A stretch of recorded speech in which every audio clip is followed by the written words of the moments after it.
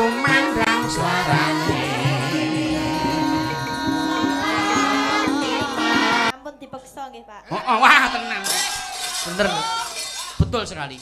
Dipeksa ki lara kok, Nduk. Sakitnya tuh di sini. Aduh. Nang ngendi ya? Pokoke lara, mula aja dipeksa.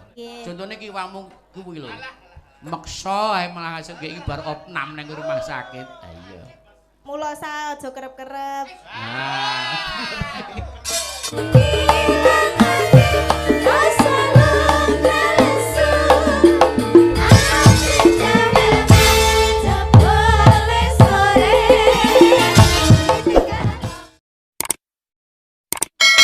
Sinam luwih dhisik sing nembang sapa? Nyuwun sumantene Genduk Umi Hafifah. Iya. Sinom Parijata. Nggih.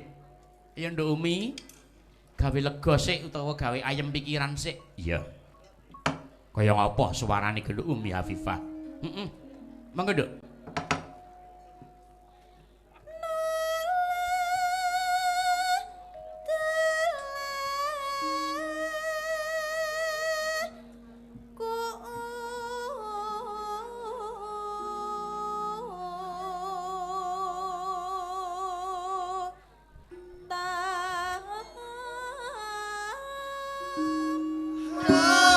Jaumo aja pamer sing dadi bukti nyatane neka-neka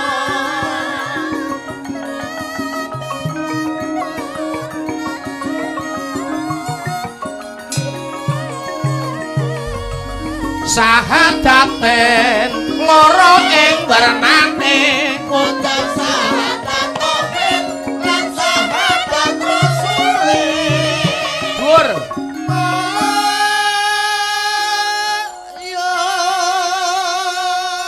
nabiyan mung sak senggakan ning mengku pitutur iya sing melu nyenggaki ya melu praktekne ya aja mung meneng swara tok iya salate aja lali iya aku seneng kok nduk saiki sindenku do jilbaban kabeh. Iya. Ning ya mung sayange siji sapa Mbak Wida ki lho piye? Ketoke jilbaban kok nganggo apa? Kathok Petro. Kathok Petro iya. Kathok Petro ki apa? Kae lho nduk sing kathok sing mepet ning awake jeneng apa kae? Ngono, sing melar kae lho wah jan sesuk diganti to Mbak aja mau nganggo kathok kae, nganggo sayap apa gamis ngono. Iya. Medhuk kok mobil kaget nang dhuwur jilbaban nang ngisor ketok cethu. Aduh. Mbok wis ta yo. Lah nek ora disawang rek ya emane mantep. Oh. Alhamdulillah. Mangga Nduk Umi.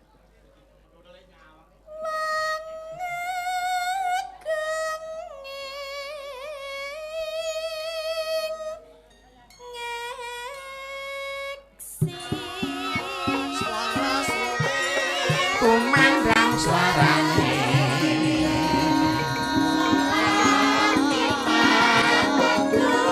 iku yati dadi laku menere mangkono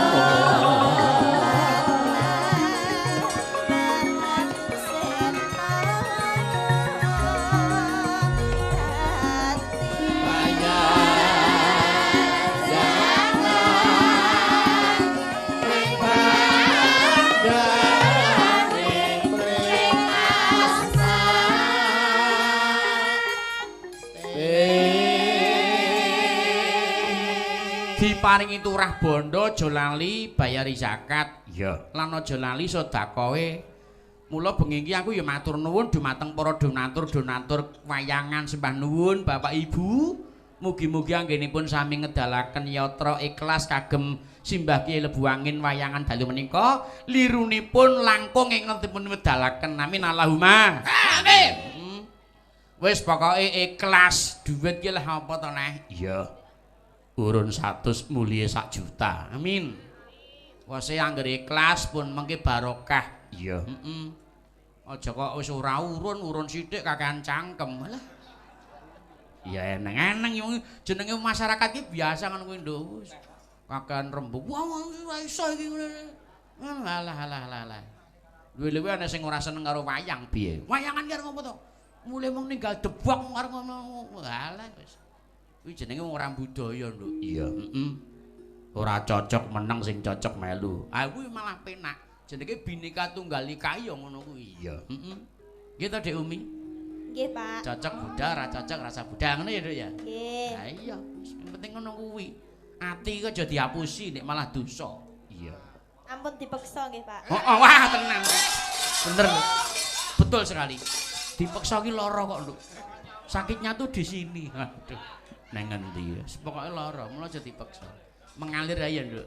Nggih. Manut Gusti Allah ki piye ngono. Dipeksa mah sakit lho. Iya. Niki napa to, Pak?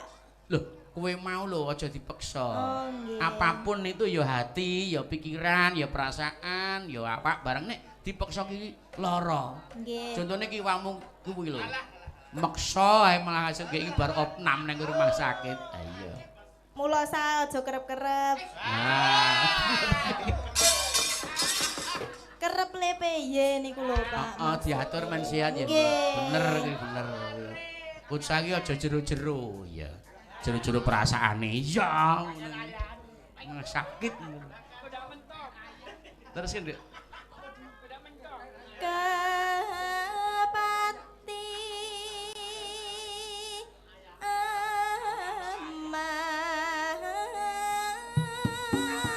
malam minggu kutsa sholawat jenenge ayo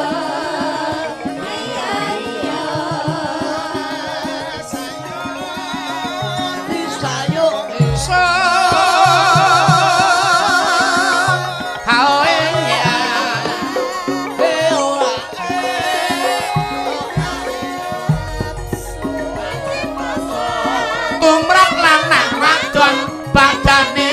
sehat imane tambah tanggon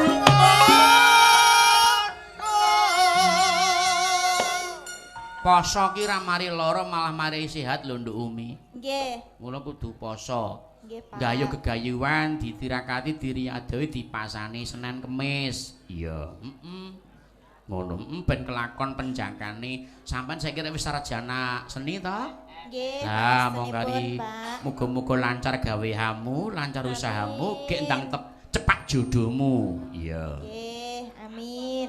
Nyang diparane wong wedok ki ora urung dadi ibu rumah tangga. Iya. Nggon agama nyebutake utamane agama Islam. Pripun, Wong Pak? wedok nyambut gawe kuwi ora mbantu wong lanang ning ujube wong wedok nyambut gawe nek duwe kaya nggo seneng dhewe. Kuwi nggon agama, ora percaya bukaan. Iya. Nggih. Dadi nek mbantu wong lanang ki ora kena. Ora kena wong wedok kuwi kudu dimulyake dening sipating kakung. Iya.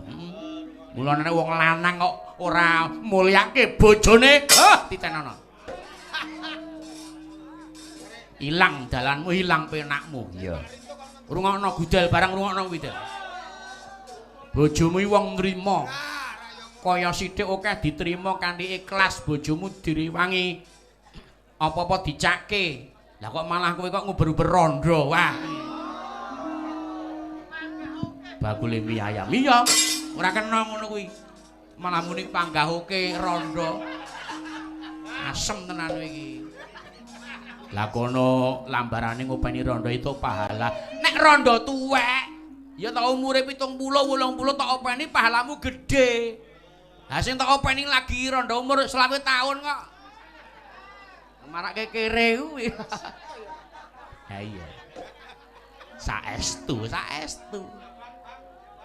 Minggir-minggir widange teko iya. Terus ki Nduk Umi.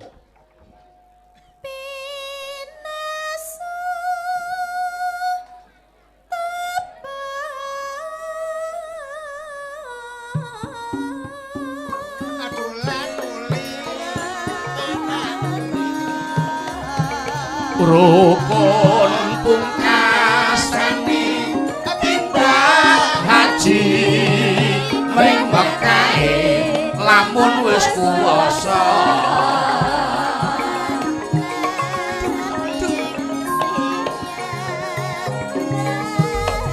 rukun Islam jagat lima iku ya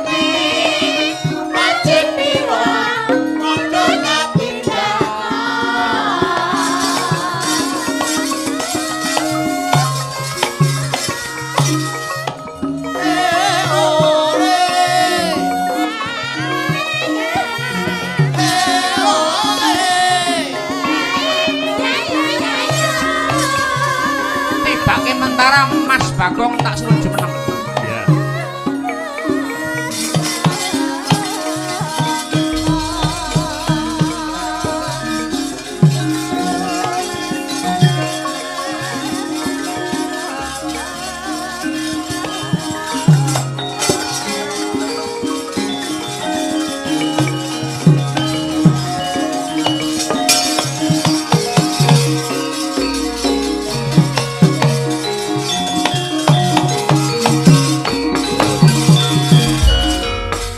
Mas Bagong Sumantri. Injih, assalamualaikum warahmatullahi wabarakatuh. Waalaikumsalam warahmatullahi wabarakatuh. Kaya ngene gumyak ing swasana Mas Mantri. Wah, hebat. Pripun? Oh, parkire nganti 3 kilo lho. Ha iya. Wong dodol ngerti dhewe, 400 meter. Nggih. Jajar-jajar didongake Mas Mantri. Tak dongake sing dodol ya pinaringan laris manis. Heeh. Daya sing rawuh sing nukoni ya gampang entuk rejekine, gampang. Pokoke gampang rejekine, gampang gaweane, gampang akeh bondo donyane pokoke. Amin. Sembah nuwun. Ibu Waranggono nggih. Apa? Piye? Bekas tempel ya. Ngerti bathukmu lengothok iki lho. Ada gorengan kok tanggo kurep iki. Oh ya. Kresek kok katutan tokolan iki ya. Nggih, matur nuwun. Prau layar. Prau layar. Ibu-ibu jumeneng wonten panggenan mawon. Ayo berkoreo karo tembangan nggih. Baik. Ngapa? Baik iki apa? Urung pancen wis baik. Engko. Iki Ayo. prau layar sih. Apik. Ya Iya. baik apik. Oh, senengane. Nyata kaya aku ora tegel rokoknya wis. Nah. Sik nggo bar prau layar ku. Hah? Wes ora sah. Ora nyanyi. Tak hitungi. 1, 2, cepet. Ah, waktune entek ra sida.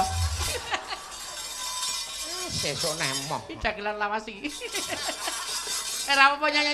1. Alah diuncalke ya iso nek kok ngeki lho.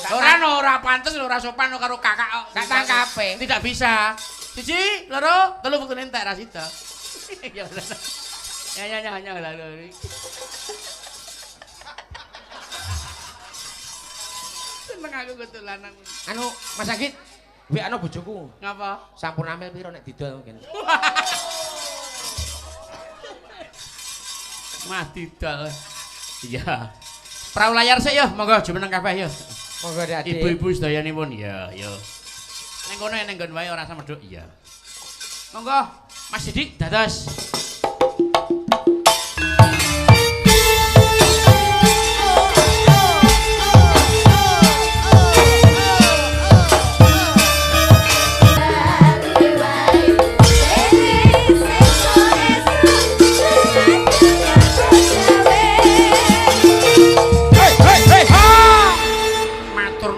Wis lumadi lelagon prau layar. Wah, iki genti. Lagune Denok karo Sumanding. Denoke sih. Ayo aku njaluk suarane Mbak Umi Hafifah. Ya.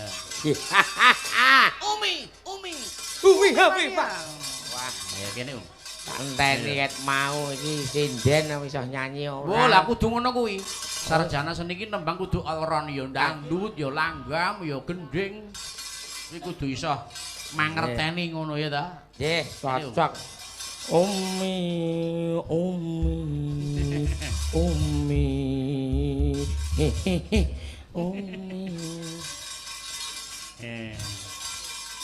Yo. Nyanyi ya Umi. Denok ya. Dawuhipun wonten Denok arep Sumanding. Nggih. Iki tolene ket mau arep nyanyi wae, ayo joget sik karo aku kene. Engko bar iki. Ya. Sapa? Iki ya adik punane jenengan iki. Arwan. Arwan. Kowe kok ngaku-ngaku punan tak idia ilatmu kok. Jadi dulur lah. Sedulur. Dulur. Iya. Dulur. Iya yo. Denok ya, Denok. Nggih. Yuk, diantar iki. Makasih. Wes Kang iki. Pun tek. Sampun. Cepet men. Nggih kok. Mboten krasa, Pak. Wah, keris kepenakan malah ora krasa. Iya. Roro kok wis rampung udah iya.